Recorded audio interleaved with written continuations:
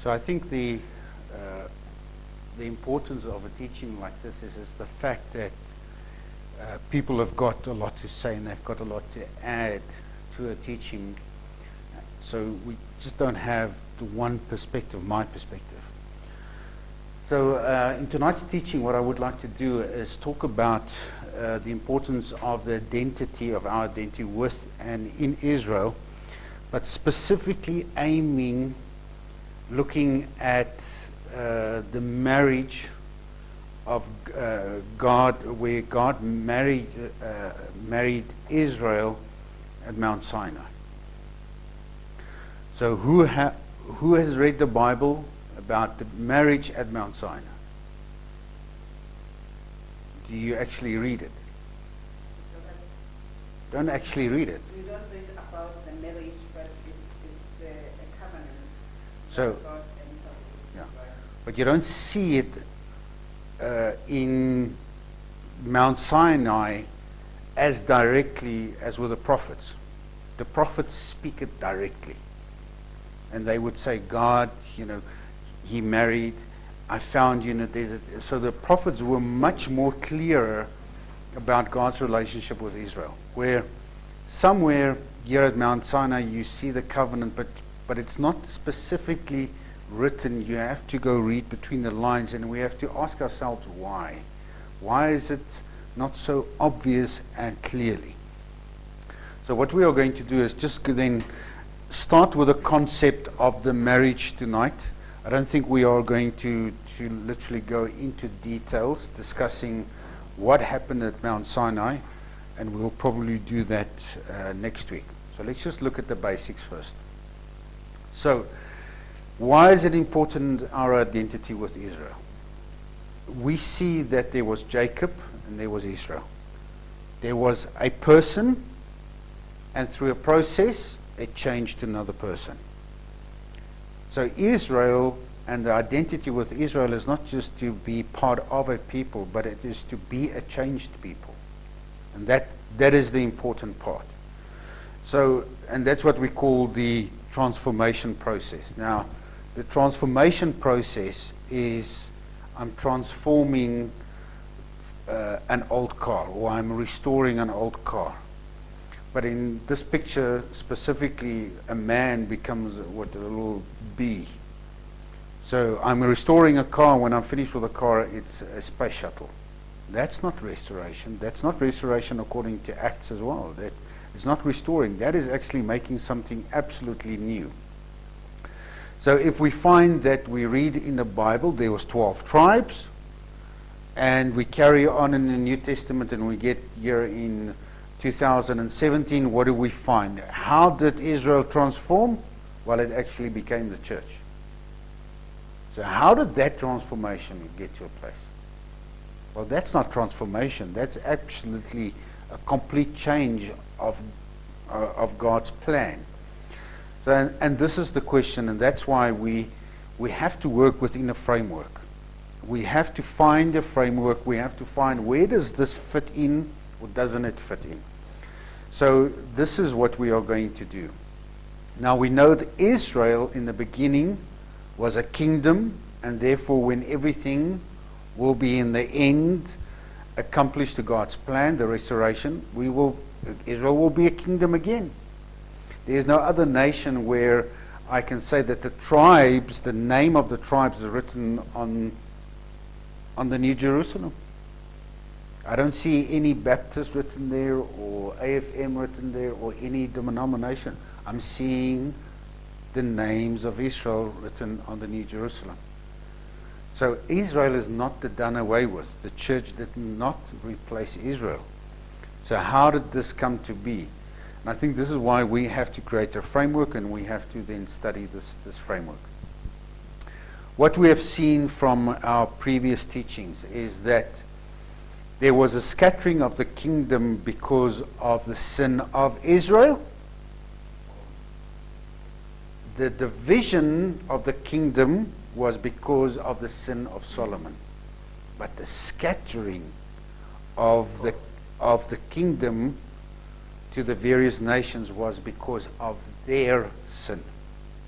But it was all planned by God. It was For planned. him. Yes. He actually says this thing is of me. Okay.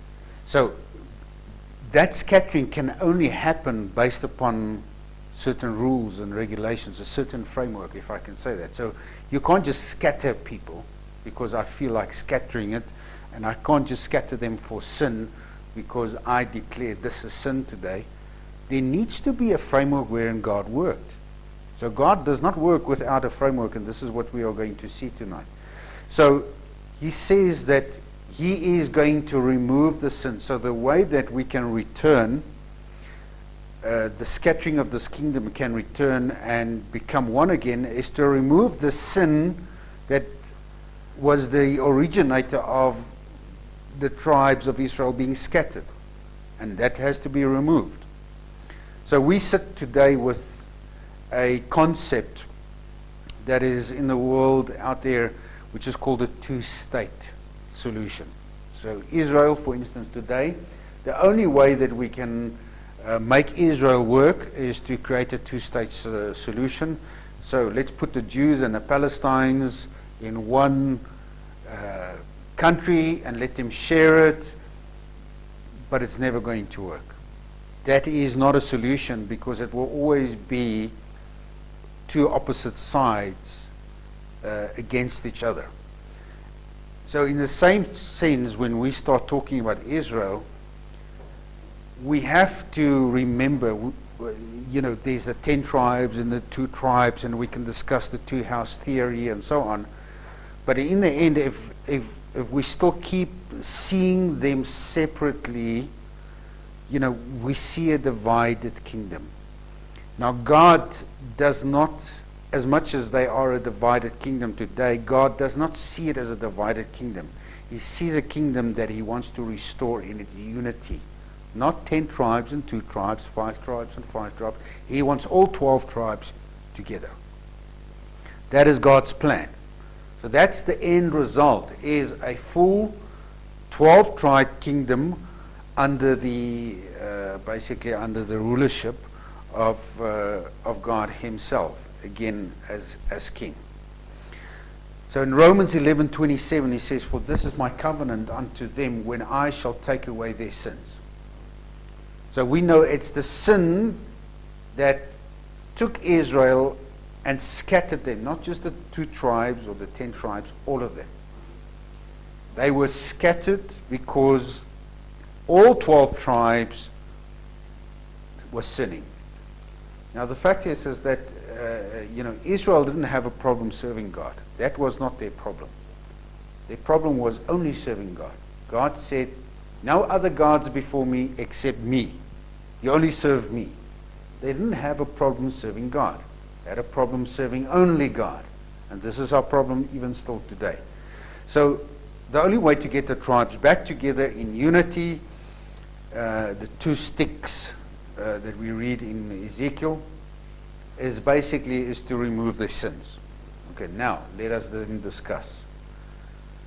What sin? Because give me a definition of sin.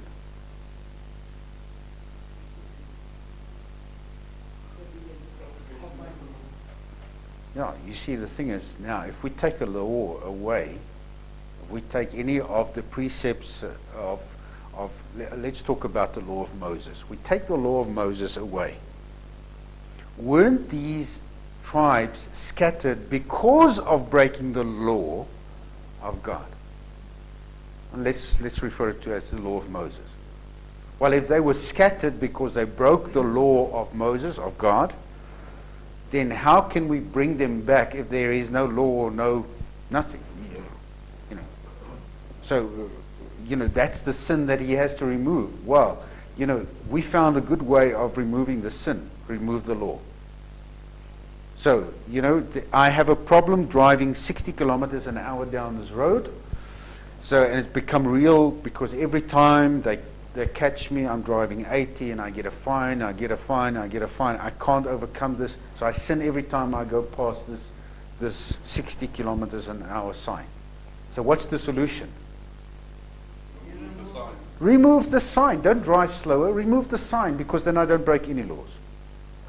You see, and this is what's happened. But that's not God's solution. God's solution is changing character.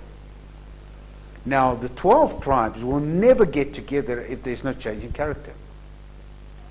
So we have to get rid of sin in our lives. It's not to get rid of the law. It's to, in spite of the law, we need a change of character. And this is the whole point. And for what purpose does God want to take away the sin? To be one with So Him. that we can be reconciled. So that we can be reconciled. As what? As 12 tribes. As one tribe. For what purpose? See, we can ask this question again. For what purpose? For what purpose? Yeah, because, there needs to be a kingdom. But why does God want a kingdom? Ultimately, the purpose is because it's God's purpose. And for no other reason. God has got a purpose, and that's the purpose. So our identity, I'm going to describe in a sense that we described last week, is that if I say to you, what is this little red wagon? What is it? It's a wagon. Okay, and this piece in front, that's a locomotive. Can I call the front piece a train? Can I call any of the wagons a train? Not on their own, no. No. So altogether, it only becomes a train. So if you remove any of these pieces, it's not a train. It is a component of a train.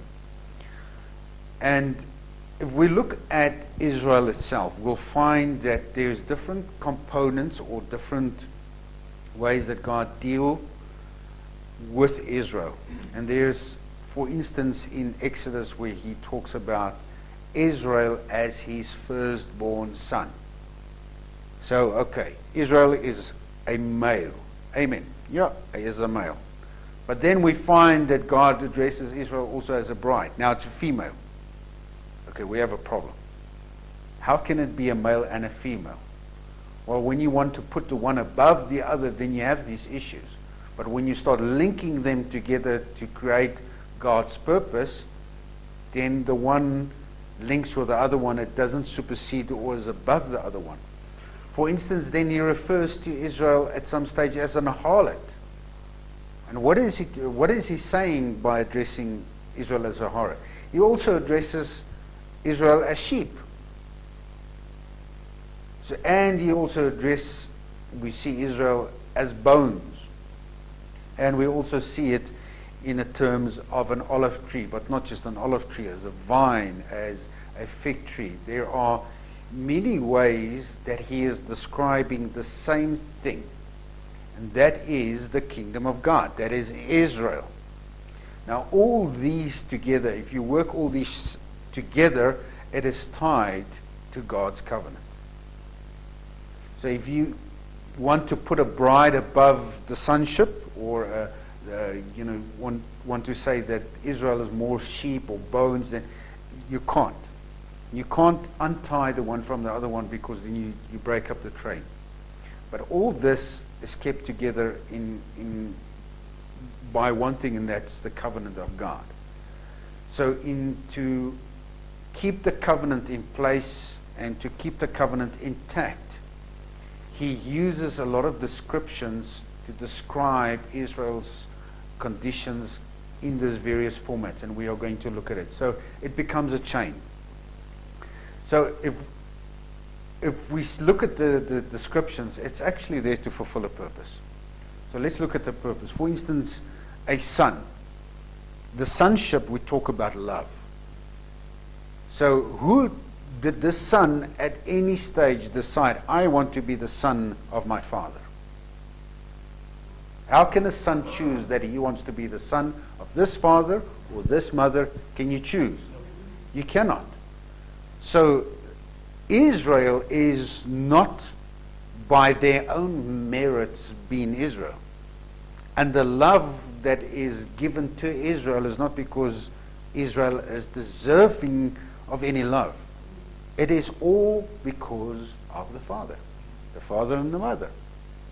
So that's basically the purpose of sonship, is to demonstrate a couple of things. Now, I'm just taking some sections, but it's much broader than this.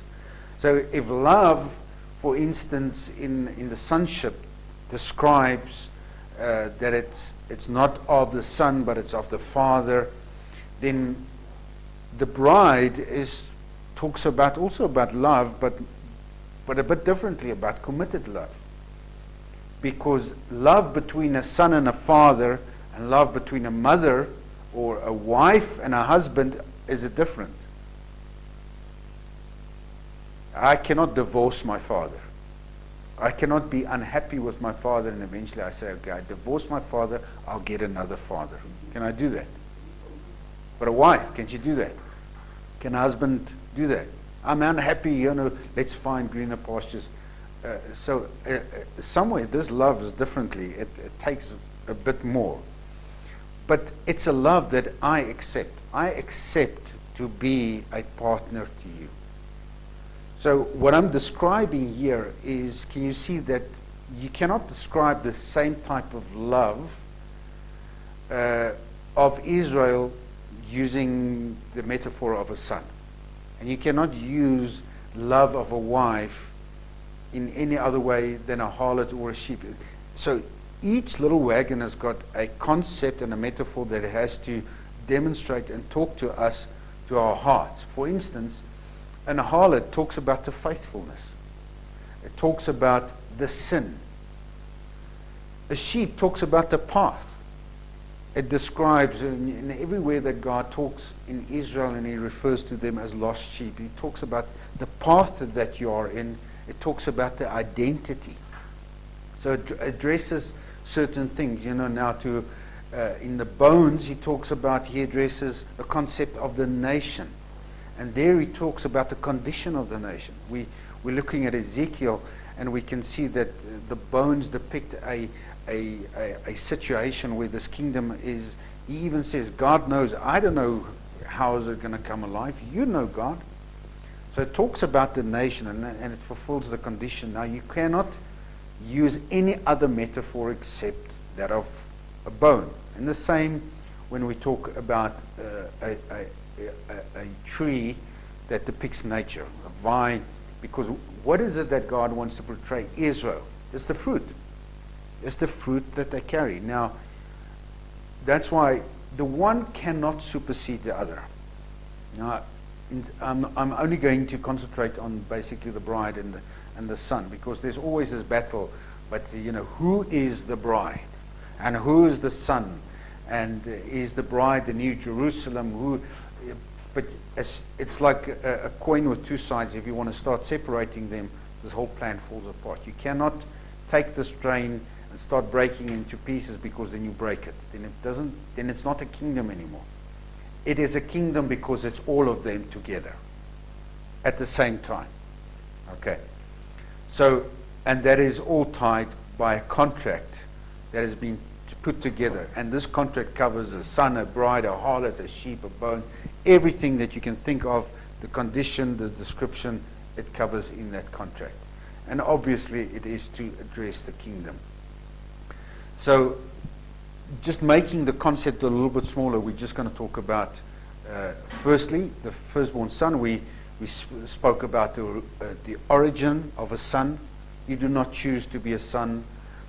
Your identity, you are part of something. You have a responsibility. You have an inheritance.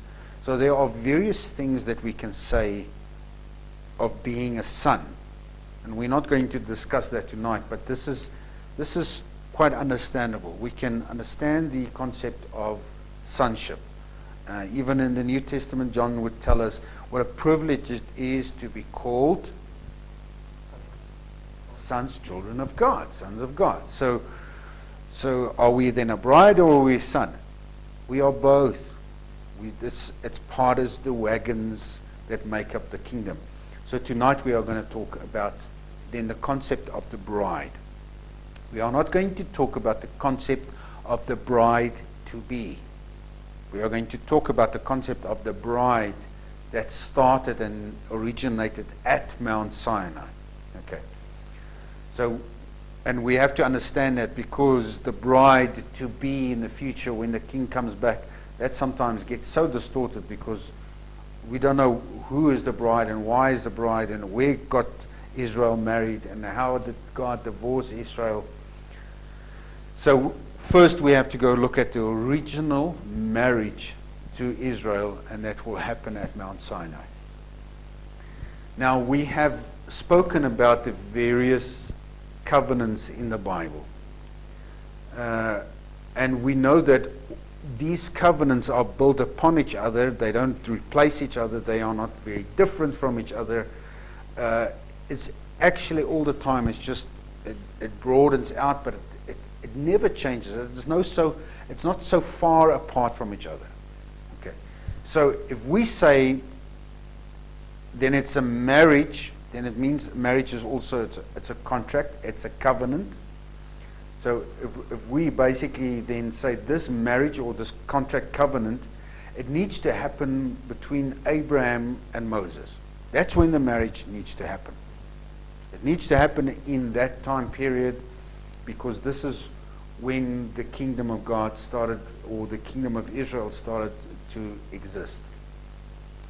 So, the idiot's guide to relationships. Before we even get to a marriage,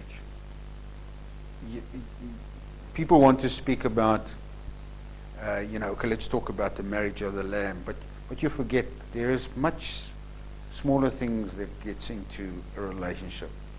And that's why I call it the idiot's guide to relationships, so that we can remember. It starts first that a person is single. And you are dating and you're looking around. And then what happens then?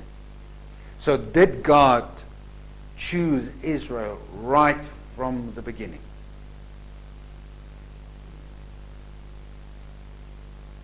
I would say yes. Yes, but do we read it? We don't read it. We just read somewhere he starts speaking to Abraham.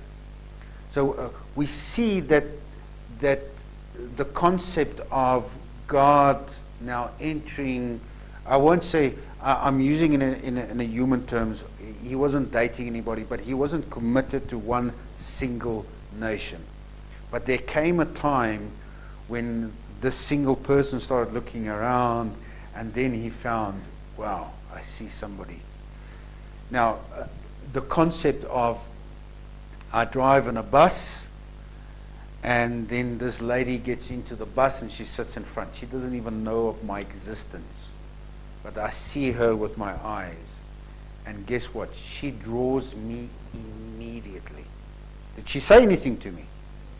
Did she do anything to me? She doesn't even know I'm existed. But you know what? I am drawn to her. Why?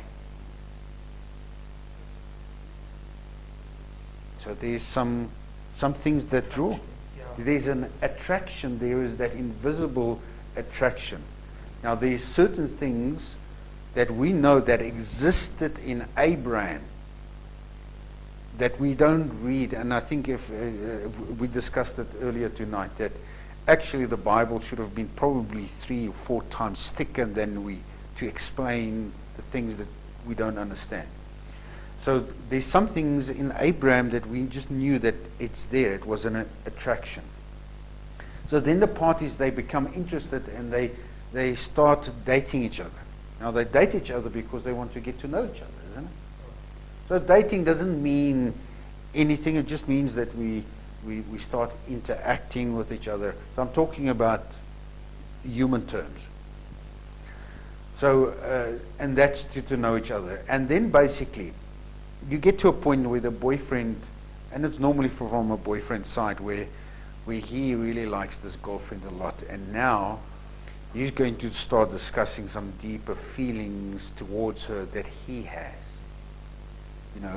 and he's a bit lovesick, and I really, I love you, and then either she gets so scared or she runs, but you want to start sharing the inner feeling to the other party. And then obviously you expect her to respond in verbal or respond to what you have said, because do we like each other? Because if not, then obviously it will fall apart right there and then. But then she responds, I know exactly what you're saying. I feel exactly the same. And guess what? This is a start of literally a relationship. So they become boyfriend and girlfriend. Is it a legal binding contract? No, it is a relationship with a commitment without it being really legal.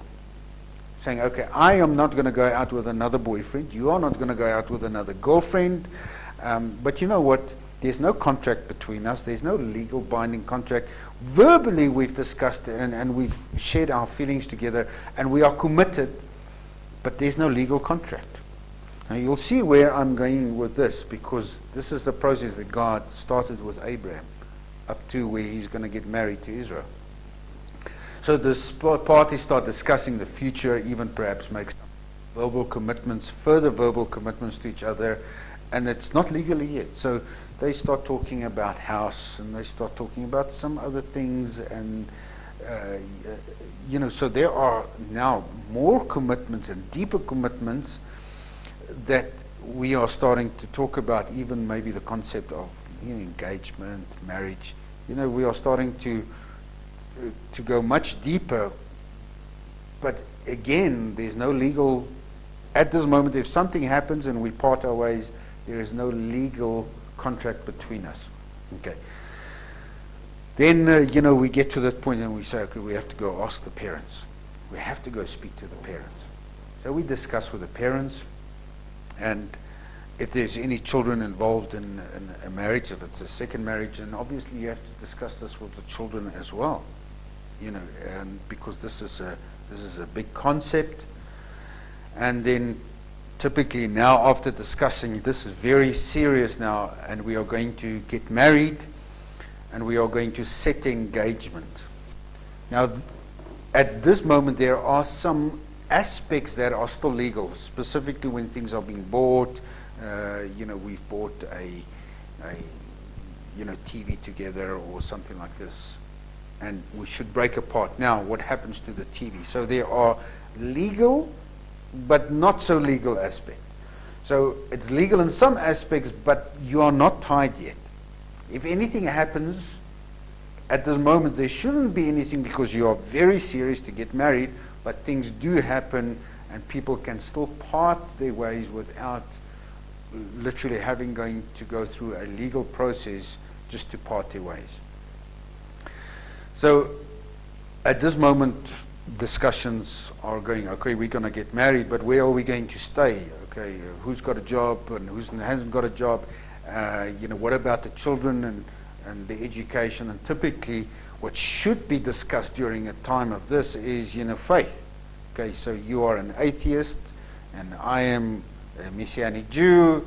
Okay, which school are we going to send our kids to? No, we keep them at home. They'll all be atheists. No, sorry. I can't let them be atheists. They need to grow up to know God. And typically at this stage, the one has to accept the other, because if you go into this marriage with this dual, let's say, walking with two legs or with the split legs on these two roads, it's just a matter of time before. So the one party needs to say, okay, well, we are going to find this middle road, and this is exactly what God said. There was no negotiation with God. He said, this is how I want it, and this is how it's going to happen. Okay. So then the wedding starts. We're going to plan the wedding. So there's a guest list that we are going to put together. There's preparations, so there needs to be a banquet. There needs to be invites sent out. There is a venue that we have to book. And now we are literally, at the first time, really going to discuss legal issues. For instance, you need to declare to me if you are in debt. If you are in debt for 1 million rand and I get married to you, then they're going to come and clean my bank account because you are in debt. So you want to now know everything about your partner. Everything must be revealed.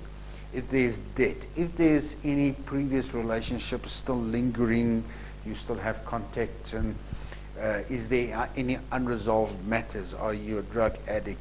So, you know, we are serious now. You have to disclose basically everything. This is very serious because we are going to put this in a binding contract between the couple, which in the Jewish terms, the Jewish marriage terms, is called the ketubah. Okay, and then there's the wedding day. Now the wedding day has got its own formula. So I'm just taking you through the process. We're not even going to, because we're going to put Mount Sinai into this. From Abraham up to Mount Sinai, we're going to put this, but I think we're going to do this next week. So let's look at then the marriage step by step. Okay. So there are two processes in this whole marriage process. There's the betrothal, which says there's a resolution contract. Betrothal is already, we are putting some contract in place. It's perhaps a verbal contract. This contract is perhaps with a precious gift. And then what happens during this betrothal process with a precious gift? If there's a pet put away, is there any penalties? Now I'll show you that from a Jewish perspective, this becomes also a big part that needs to be done before a marriage can actually go ahead. And then there's the wedding day. So the wedding day starts with the bride. She needs to go through a mikvah. She needs to go through a baptism, immersion, cleansing.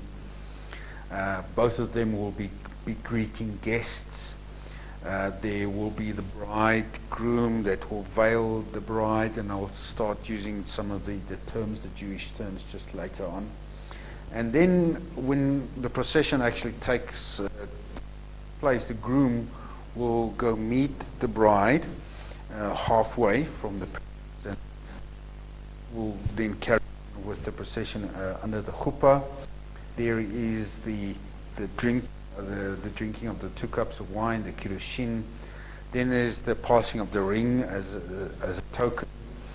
And then they break it last. There are two different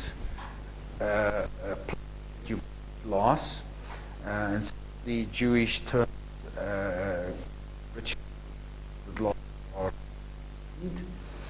but I'm using it specifically here.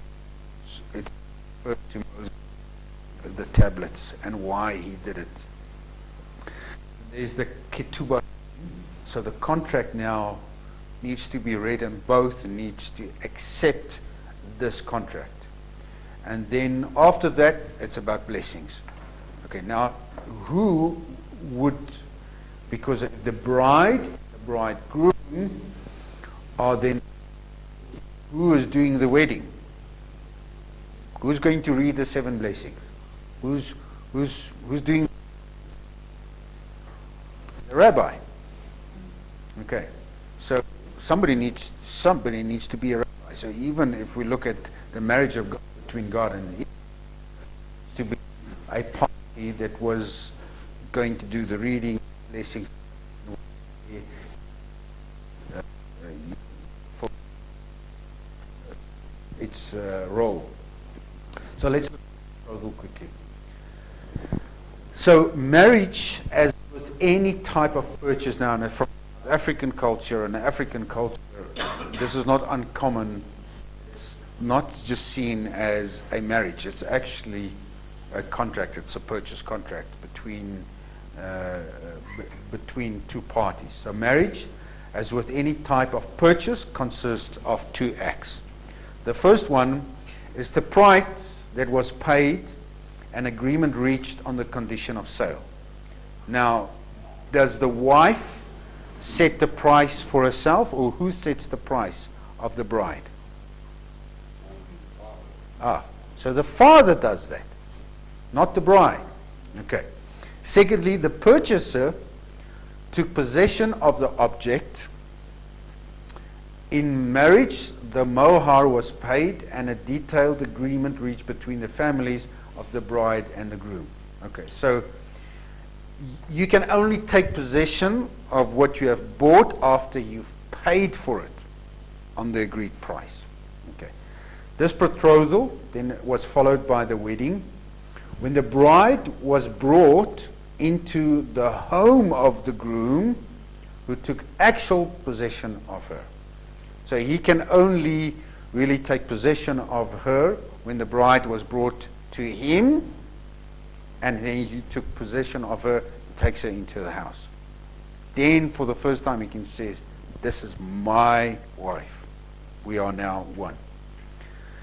So part of the betrothal is to undertake the proper resolutions. So resolutions in a contract, stipulations. So since the subject and theme of undertaking proper resolutions and conducting yourselves accordingly relates to constructing a joyous and eternal edifice, both materially as well as spiritually. So basically it comes down to it. The two of you should therefore resolve to conduct yourselves in accordance with the directive of the source of blessing. Meaning that we are not married yet. We are negotiating this contract. But from where we are negotiating this contract to where we are going to get married, can you live like the way you want to live? Can you still live like you are single?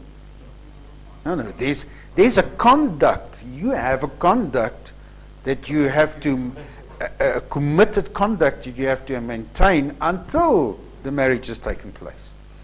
So you should start behaving in this manner. So you should start behaving as a married person even before you are a married person. You see, now the problem is sometimes the Christians want to get into heaven and become a good guy. The heaven is not the place to be a converted person. You need to do the things that God has given, all the mitzvahs. The mitzvah you do on earth here already. You don't wait for heaven one day to do it there. Well, in actual fact, you can't eat kosher in heaven. You can only do it on earth. Amen. So some of the things that God has given us. Well, hopefully there won't be no pigs up there.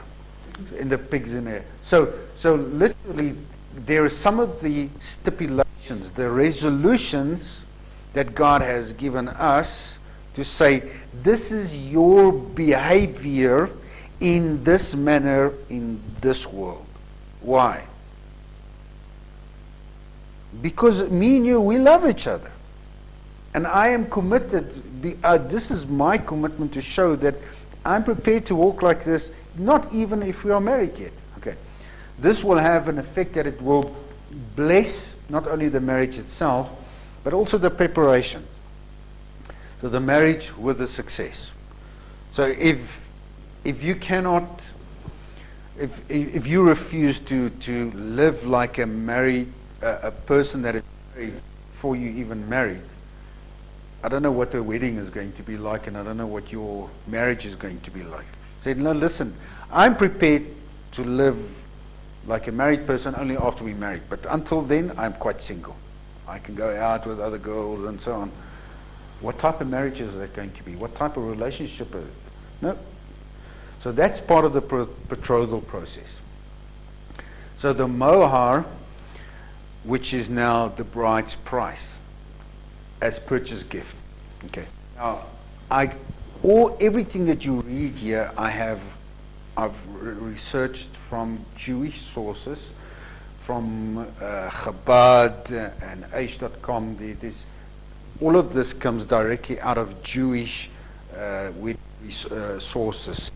Okay. Mohar was originally the purchase price for the bride, of the bride, and it is therefore understandable why it was paid by the father of the groom. Okay, so who pays this bride price? The father. Okay, so in today's wedding we've got, the father or the parents would pay for the wedding cost and so on.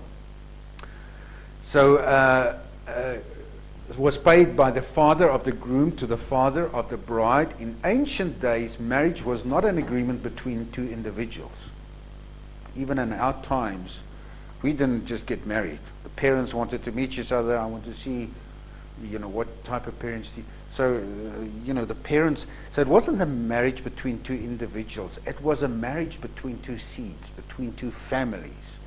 So because, you know, believe it or not, you actually get married to your mother-in-law as well. You know, so you have a wife and you have a mother-in-law, and you have to make sure that you can get along with both of them. Okay.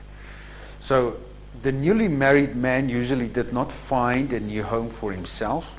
So at this stage, you don't move out, but occupied a nook in his father's house. The family of the groom gained, and the family of the bride lost. So the one loses a child, and the one gains a child, a value member. Now, in the ancient days, remember, this is literally, it's hands working in a field. So if you lose a son, or you lose a daughter, there is, you know, either somebody that you're going to lose in the house that literally contributed to your household. So that the father of the groom should pay the father of the bride the equivalent of value as a useful member of the family. So the father really determined the value of the bride. Now, in the case of Laban, what was the value of his daughters? 7 years of hard labor for Jacob, for one daughter, and then there's another 7 years. So you could see there was quite a huge bride price. So as far back as in the early biblical times, it was customary for a good father to give the whole of the mohar, or at least a large part of it, to his daughter. A father who appropriated the whole mohar for himself was considered unkind and harsh. So let's say, for instance, I give you 1,000 rand for your daughter. Now, me as a father, I receive 1,000 rand. You know what? I'm going to buy a nice big boat. What does it say about you and your daughter? You know, you think about yourself. Now, this is what Laban did. He spent all this money, and even the daughters, they said to Jacob, you know, what inheritance do we have with our father? He spent everything already. You know, they went to some casino around the corner and he spent everything. But a good father would take that bride price and actually reserve it and give it to the bride. Why? Because it's, and even a better father would not just give it to the bride, but it would give it to the inheritance of the children of the bride. So if you want to be wise, because some people, you know, they actually would blow that money before the children are even born. So if you could leave it to the grandchildren for their education, what even better? But it means that there is something with a father that wants to see his grandchildren growing up, and his daughter and so on. So the portion of this mohar, the bride price, which the bride receives from her father, and the matan, which the groom presented to her, were not only the possessions she brought to the matrimony. A rich father, now look at this, because we are going to put this together, I think, next week when we start looking at physical verses.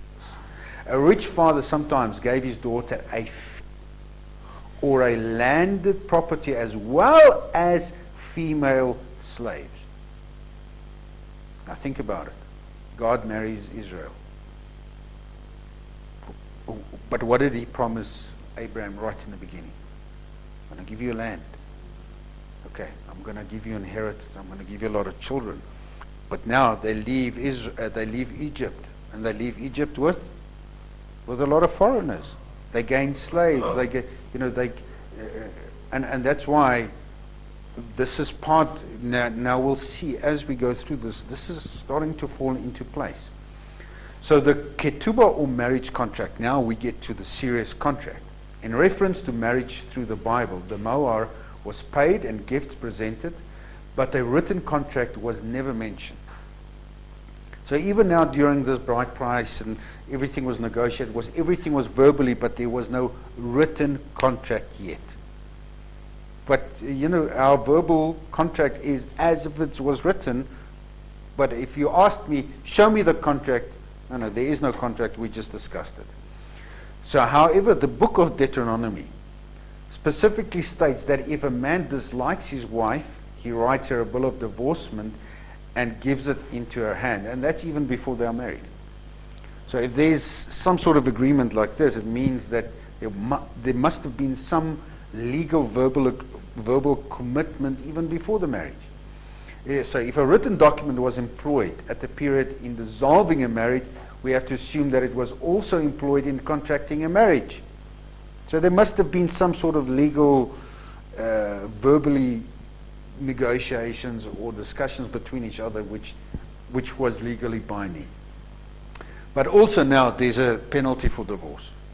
If you're going to leave my daughter, so since adultery was a necessity, a very private, secretive activity, there was a need for a way to deal with suspicion and accusation.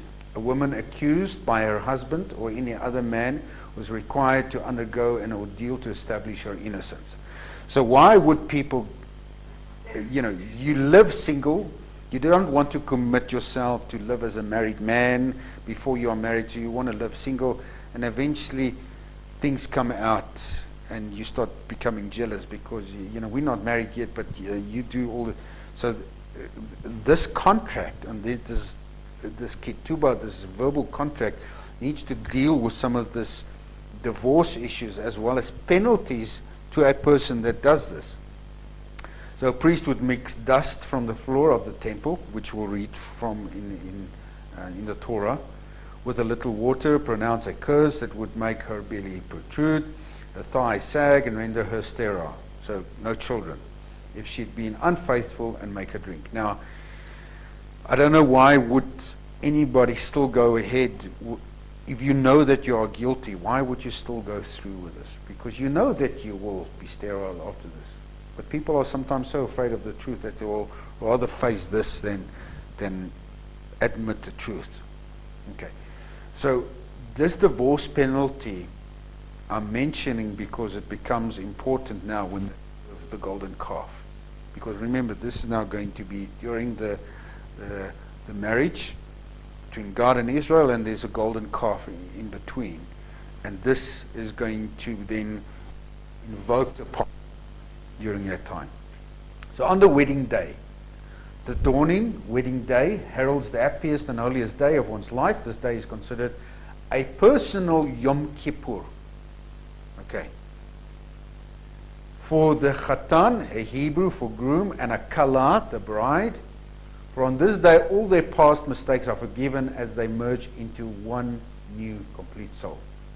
So now that I get married to you, am I worried about what happened to you previously?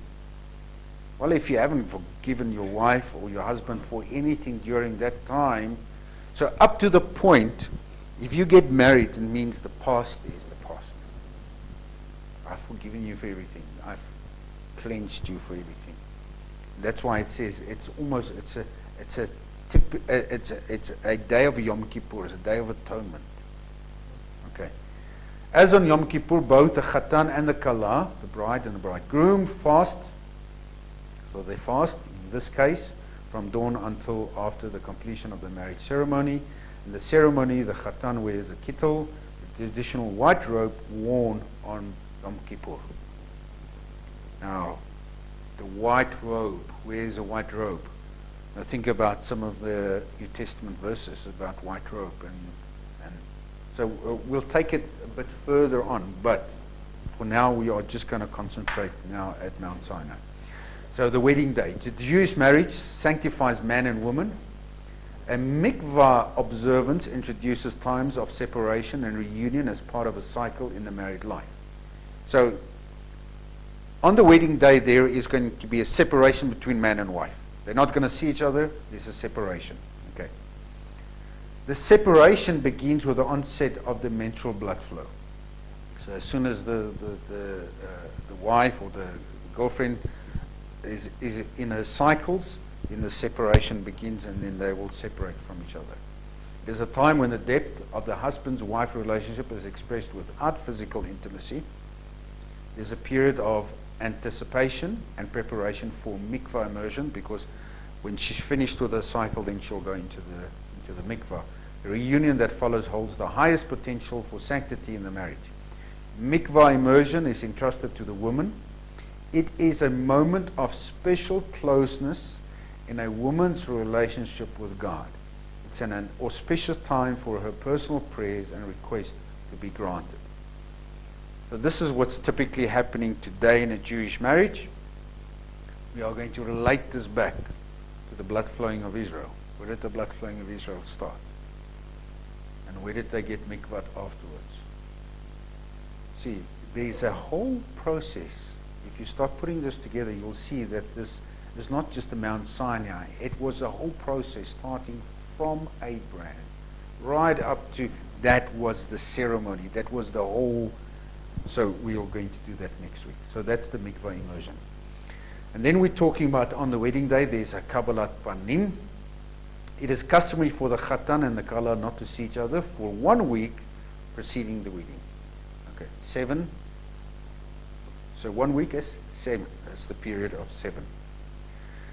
This increases the anticipation and excitement of the event. Therefore, prior to the wedding ceremony, the Khatan and Kala greet guests separately. This is called Kabbalat Panim.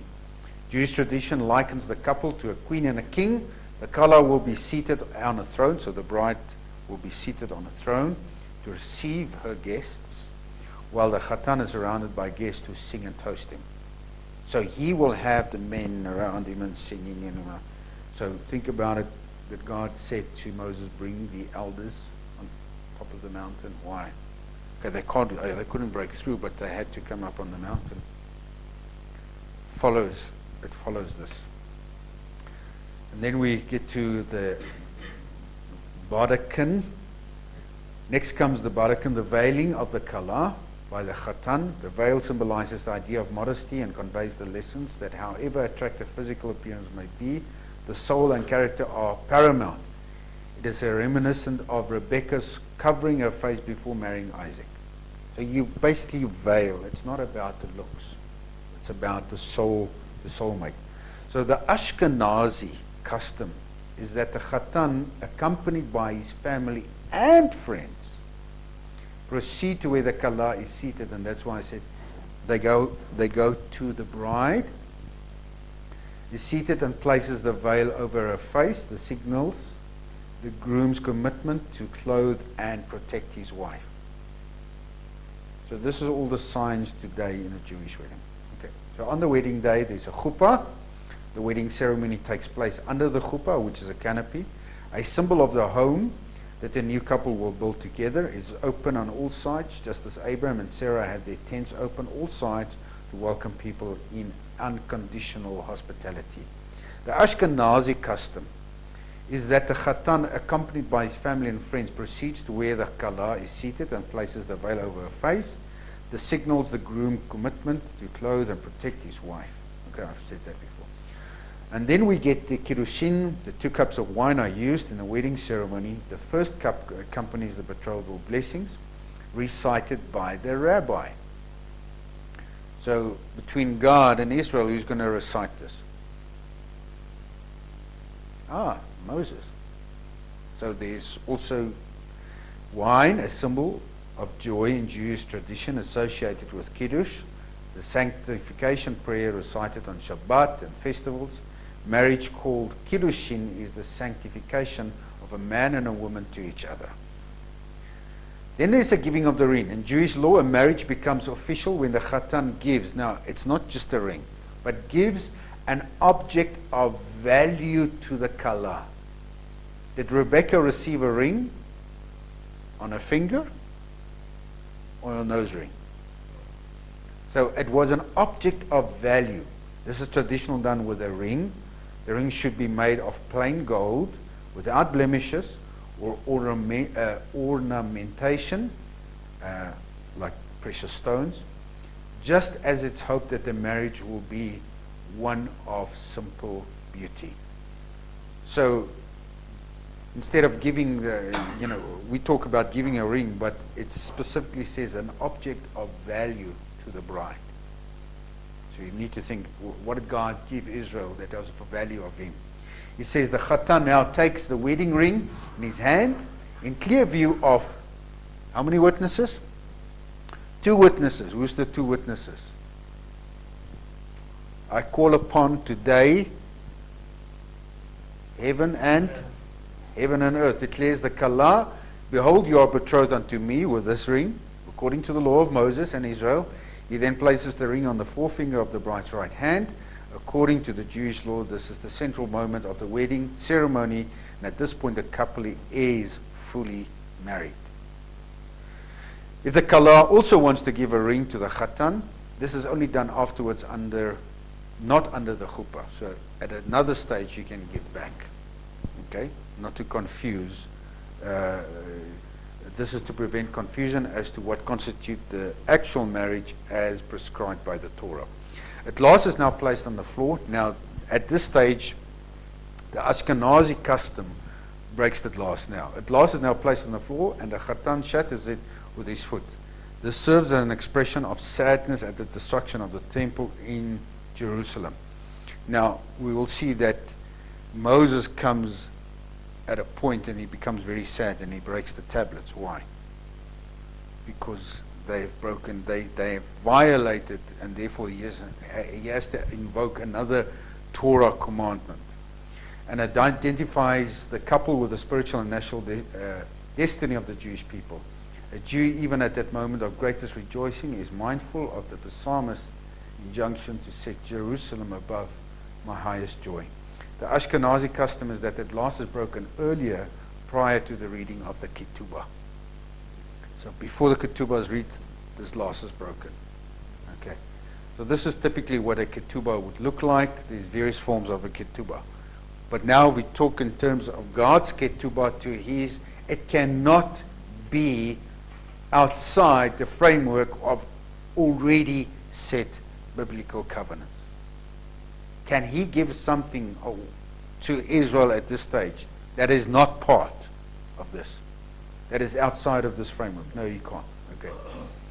So now comes the reading of the Ketubah. The Ketubah outlines the Khatan's various responsibilities of food and shelter and clothing and so on. But now, look at this interesting part, is that the document is signed by two witnesses and has the standing of a legal binding agreement. The Ketubah is the property.